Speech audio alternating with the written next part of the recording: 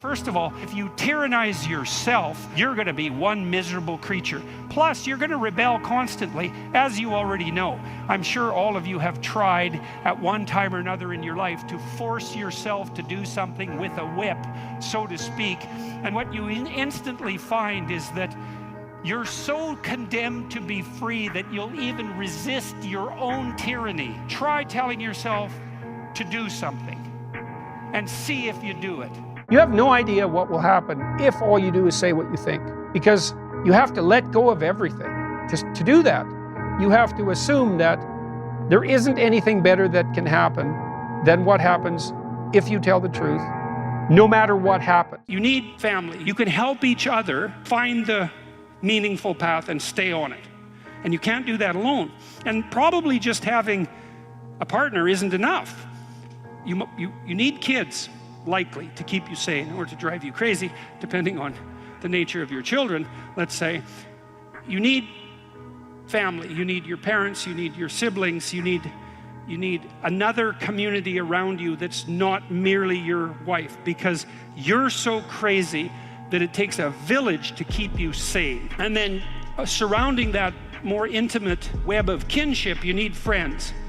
And friends keep you sane. Well, how? Well, that makes them want to be around you to have friends. And that means that to maintain your friendships, you have to be saner than you really are, right? They have to be able to enjoy their time with you. So if you're trying to discipline yourself, you make a goal, you break it down into micro goals, and you implement the micro goals and reward yourself for doing so. And if you do that reliably and you make that a practice, that you'll become more disciplined across time and you'll move towards the fulfillment of your goals. And that's the practical guide for success on that front. So then you might ask yourself, well, what's the best antidote to the discomfort of life? And you might say, well, it's comfort. And I suppose that's what you act out when you swaddle a baby. But a better antidote is something like adventure to excellence. And that's far better antidote to suffering than the mere absence of suffering. Discipline is the root of all good qualities, but you have to absolutely apply it to things outside of just waking up early. It's working out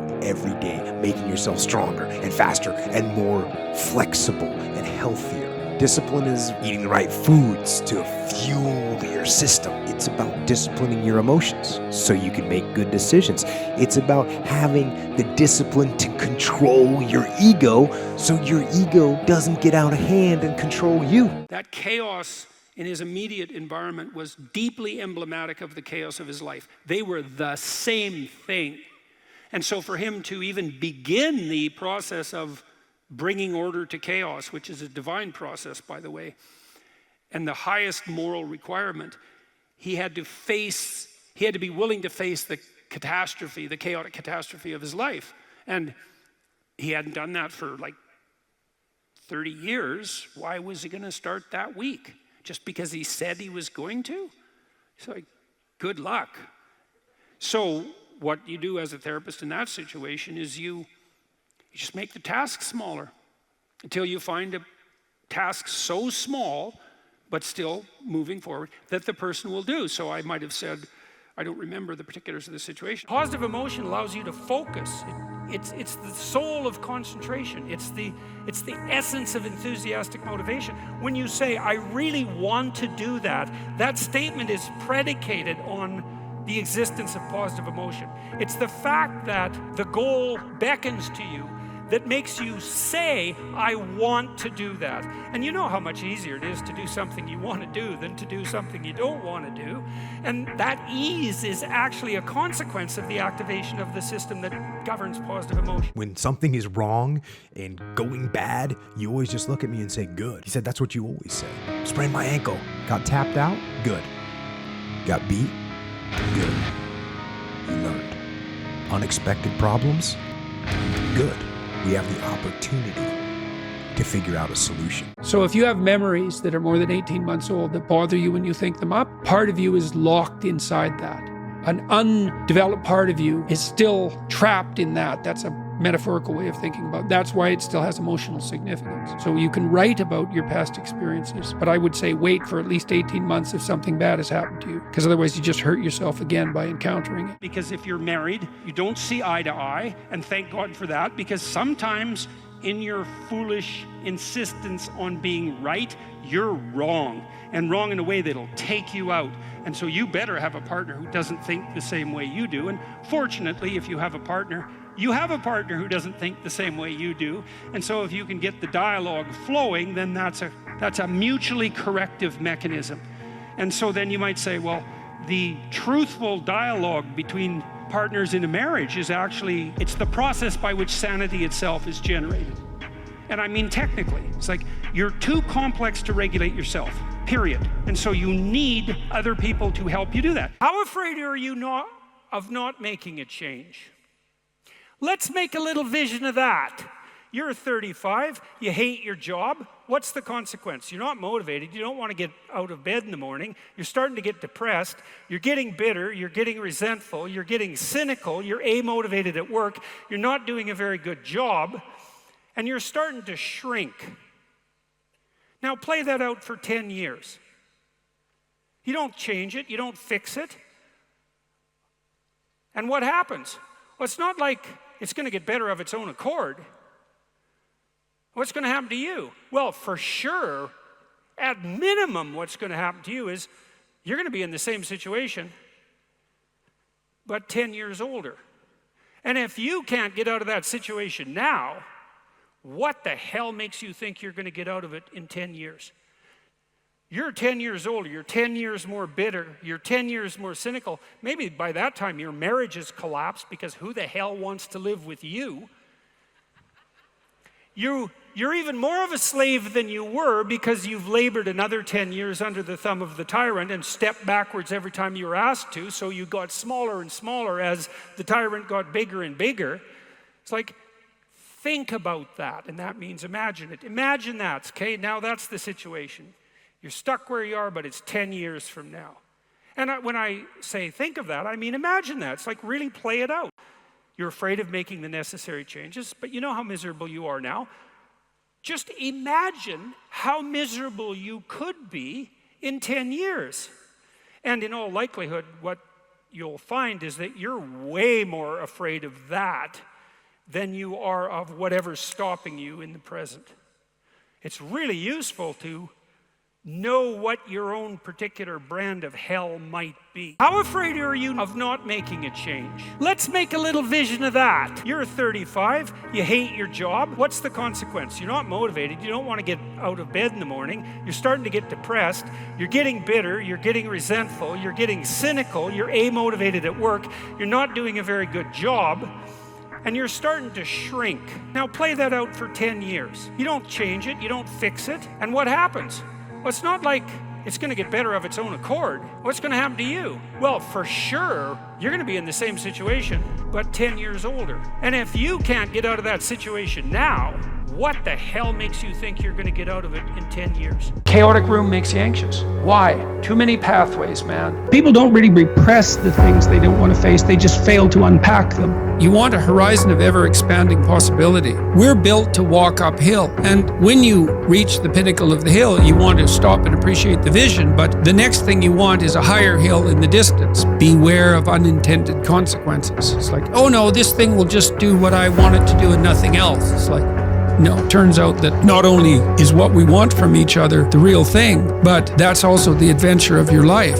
And so if you aren't truthful, and that means, unfortunately, especially at the beginning, when you start to be truthful, it means deeply coming to terms with your inadequacies in humility. So it's very painful. Without that, you don't have the adventure of your life. You have the role that you've acquiesced to. And that'll take all the meaning out of your life. It's good for you to go take your place in the world. Have some ambition, have a vision, have a goal, have a strategy. Try to be a good person. So what's their first step? It's like, can you sit up once today? No. Can you prop yourself up on your elbows once today? Till you find one that's conquerable, that moves you forward. This person that I talked about was incapable of sitting with me in a cafe when we first met, just talking, even though I was her therapist. But by the end, she was doing stand-up comedy. So for someone who was petrified into paralysis by social anxiety and who had to start very small.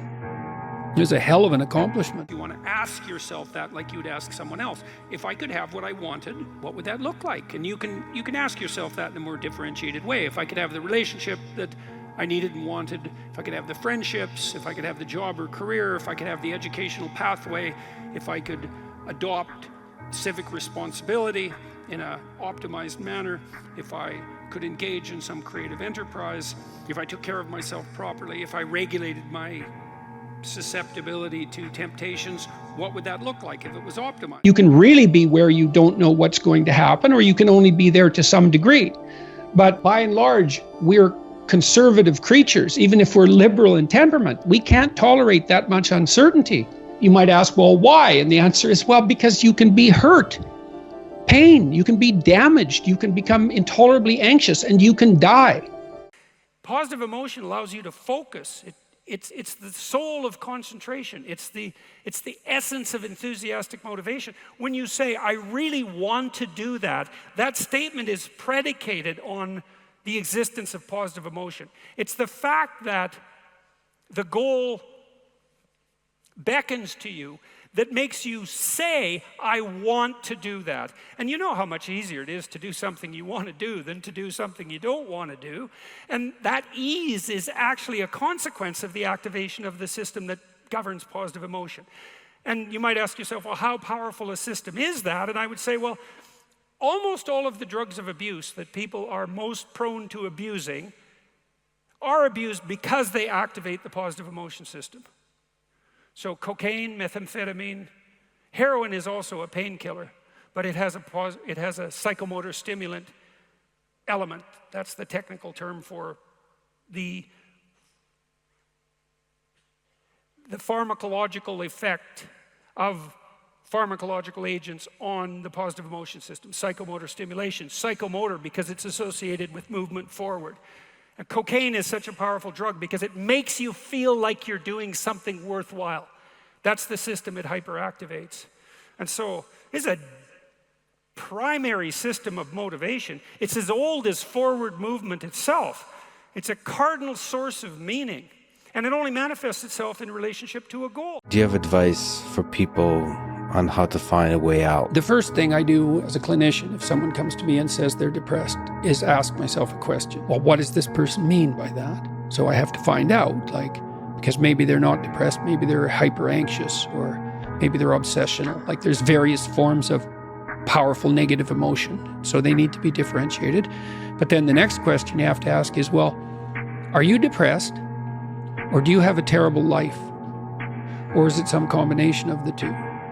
So if you're depressed, as far as I can tell, you don't have a terrible life. You have friends, you have family, you have an intimate relationship, you have a job or a career. You're about as educated as you should be given your intelligence. Use your time outside of work wisely. You're not beholden to alcohol or other temptations. You're engaged in the community in some fundamental sense, and all that's working.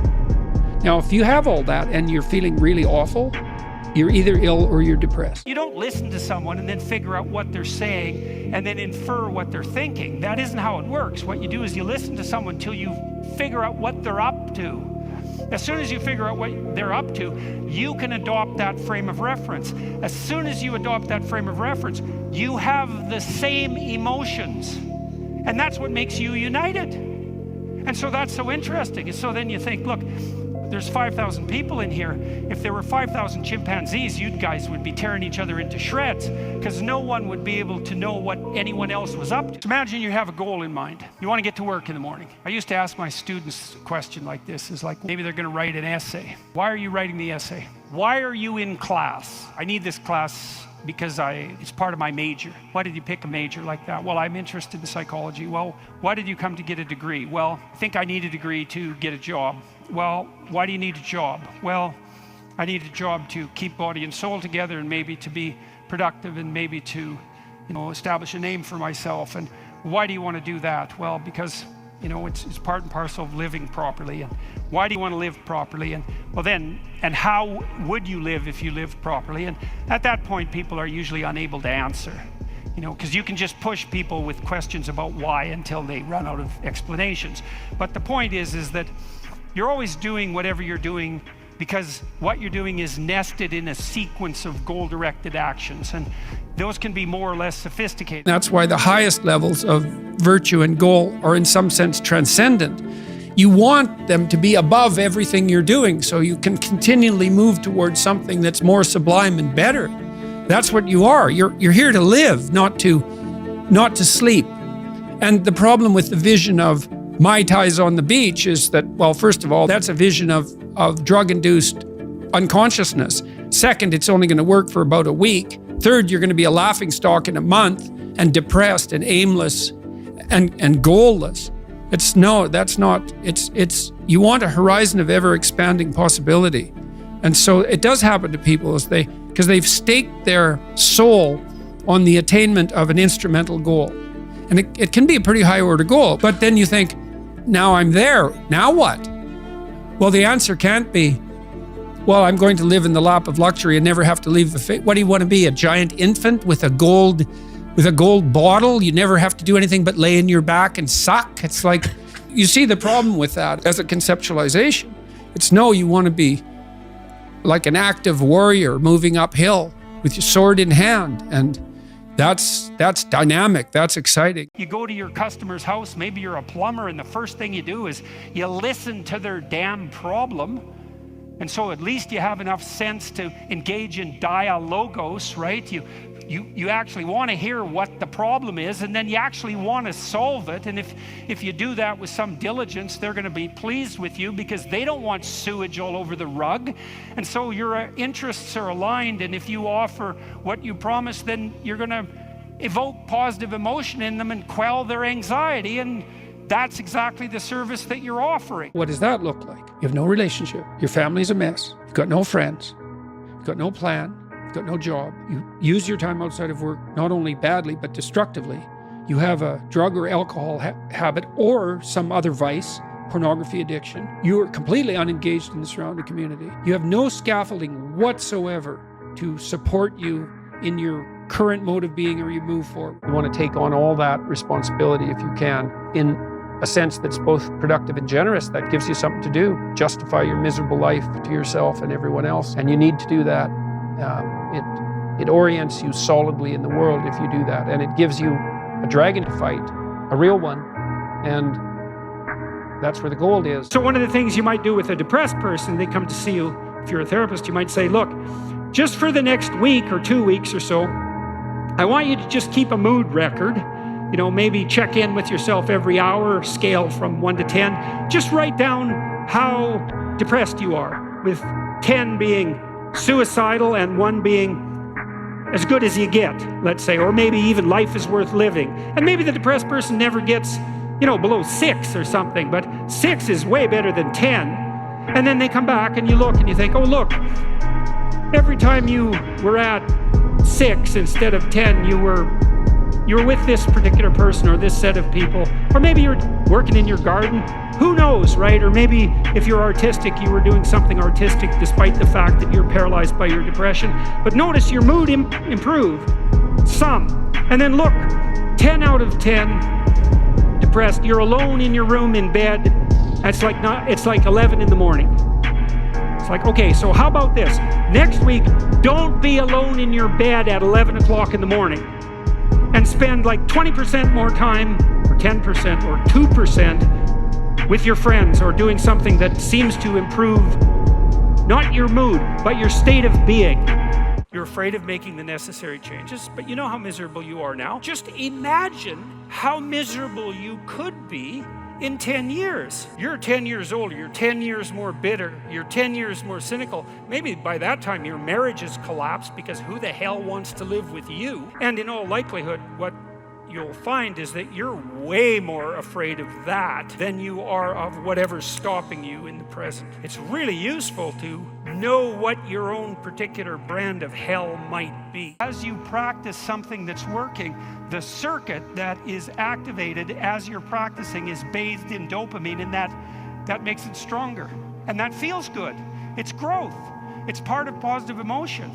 And so the positive emotion moves you forward, but also encourages you to develop a habit of that practice. And so one of the things I would bloody well say is, don't make a habit of pursuing things that aren't good for you, because you build that into you. What sort of life would you have to have so that you could bear your suffering nobly? That's a good question to ask yourself. And so we had people just write for 15 minutes. If you could have what you wanted and needed, what might that look like? And there's an instruction there too, is do it badly, because what the hell do you know? And besides, your vision's going to change as you progress through your life. And so you're not going to get it done perfectly, but that's okay. Get a rough first draft down, right? A rough approximation of who you could be if you got your act together, and not who other people think you should be. Your ambition, if you have any sense, is actually to become competent. Do you want to be competent and dangerous, or do you want to be vague and useless? It is definitely the case that there is no more exceptional form of the capacity to be dangerous than to be articulate.